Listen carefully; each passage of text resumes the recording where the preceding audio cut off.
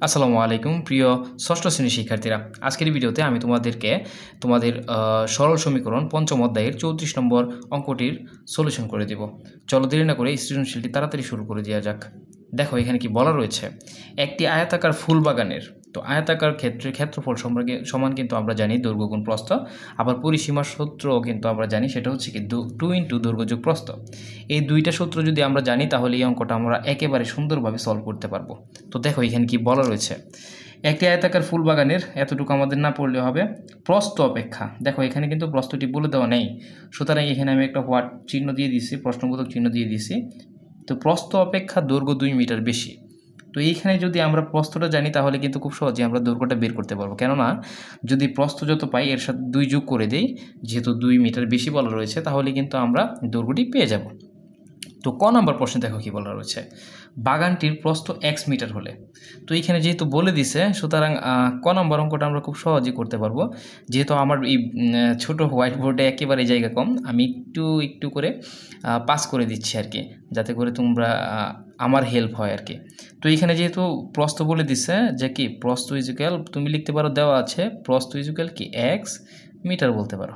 ওকে, তো যেহেতু x metre বলে দিছে, এক্স মিটার হলে এর পরিসীমা এক্সের মাধ্যমে লিখতে বলছে, এখন পরিসীমা বের করতে বলছে।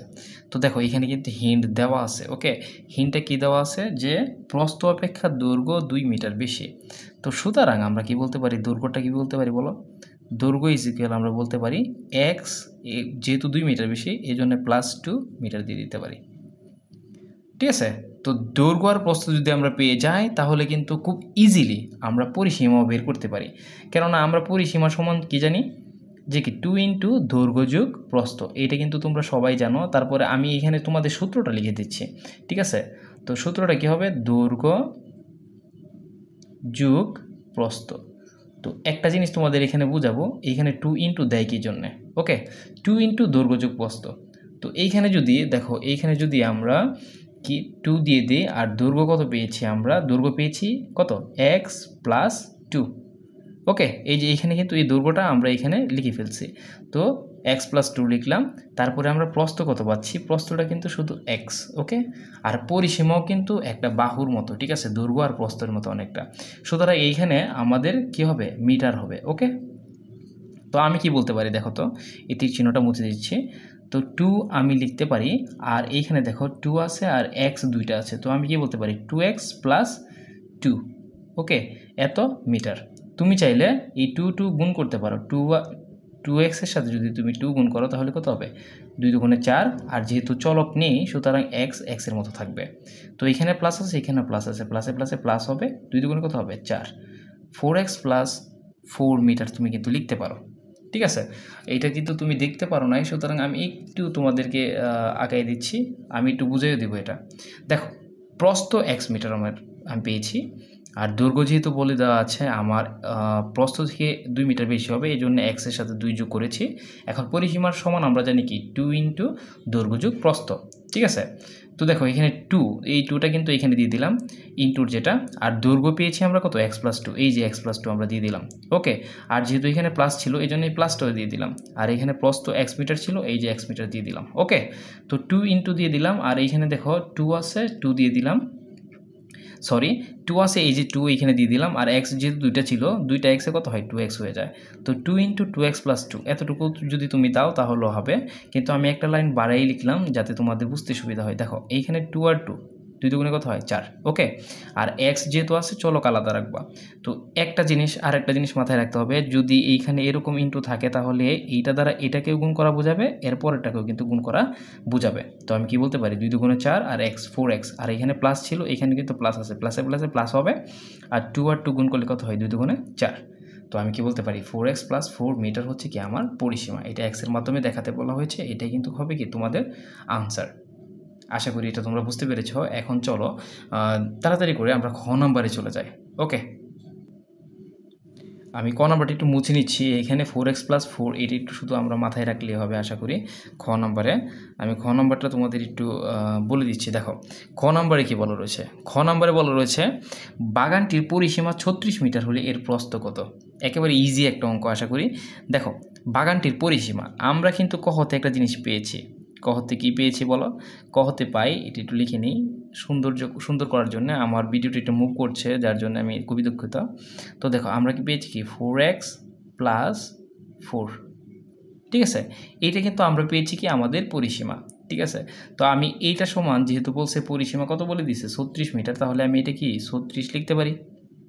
ওকে, তো এইখানে যেহেতু 36 পেয়েছি, এটাকে যদি ক্যালকুলেশন করি 4x রয়েছে, আর এইখানে 36 থেকে যদি আমি 4 বিয়োগ করে দেই, তাহলে কিন্তু দেখো এই যে এখানে 4 ছিল প্লাসের, এটা কি সমানের ওইদিকে যদি আমি চেঞ্জ করি, তাহলে কি চিহ্নের পরিবর্তন হবে। তো প্লাস কি হয়ে গেছে, মাইনাসের হয়ে গেছে।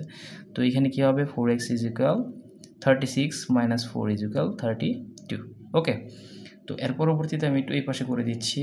তো x সমান আমি কী বলতে পারি, যেহেতু 4x এর সাথে গুণাকারে রয়েছে, এই যে x এর সাথে গুণাকারে রয়েছে, সেহেতু সে কি জমিনে চলে যাবে, অর্থাৎ হরে চলে যাবে। সুতরাং 32কে যদি আমরা 4 দ্বারা ভাগ করি কত হয়, 4 × 8 = 32। ওকে, তো আমরা কিন্তু x অর্থাৎ প্রস্থ, সুতরাং প্রস্থ আমরা কত পেয়েছি বলো, প্রস্থ = আমরা কিন্তু 8 মিটার পেয়ে গেছি। ওকে, তো এটা যদি আমরা ক্যালকুলেশন করি, ঠিক আছে, পরিসীমা হবে কি না, এটা যদি একটু শুদ্ধি পরীক্ষা করি, আমি এখানে একটু করে দিচ্ছি তোমাকে। দেখো, যদি এখানে প্রস্থ 8 হয়, তাহলে কিন্তু 2 বেশি হবে কি দৈর্ঘ্য, অর্থাৎ 10। ওকে, আর এখানে কি হবে 8।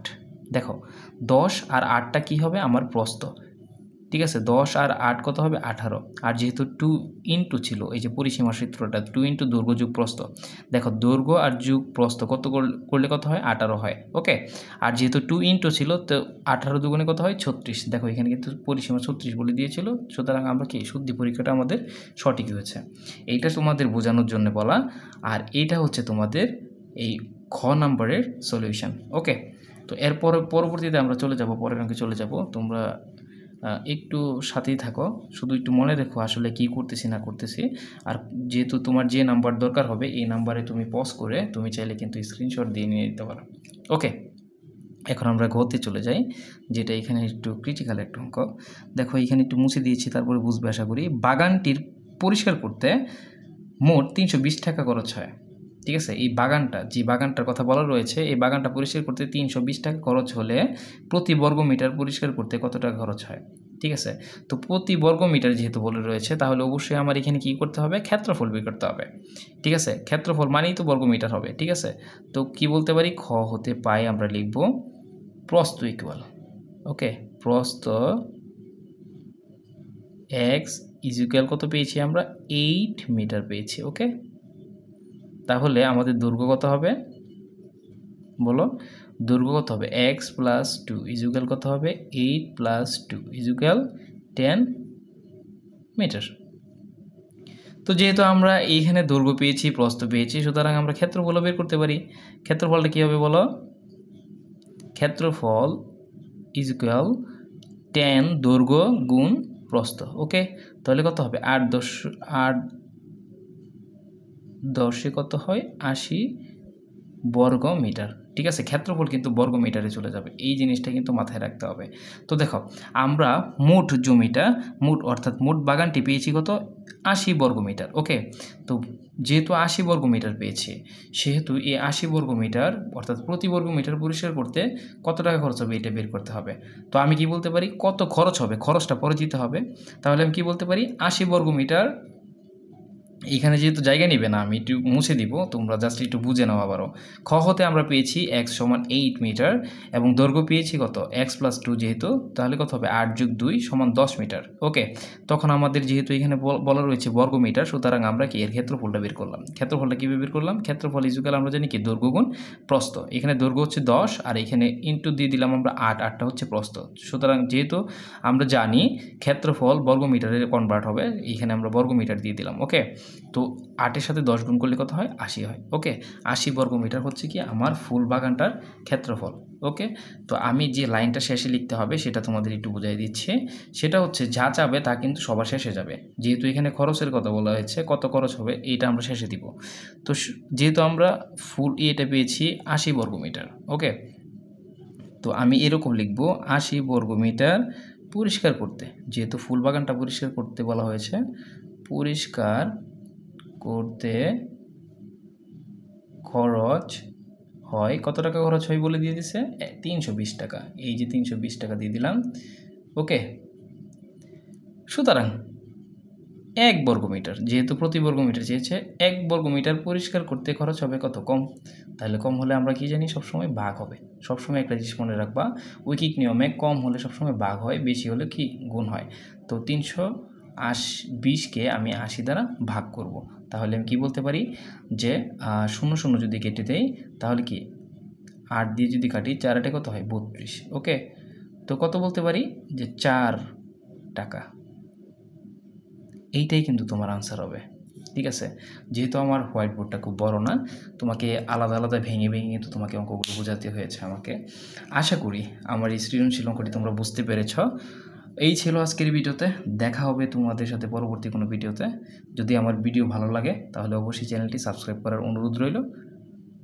দেখা হবে পরবর্তী কোনো ভিডিওতে। Till then, tata, bye by.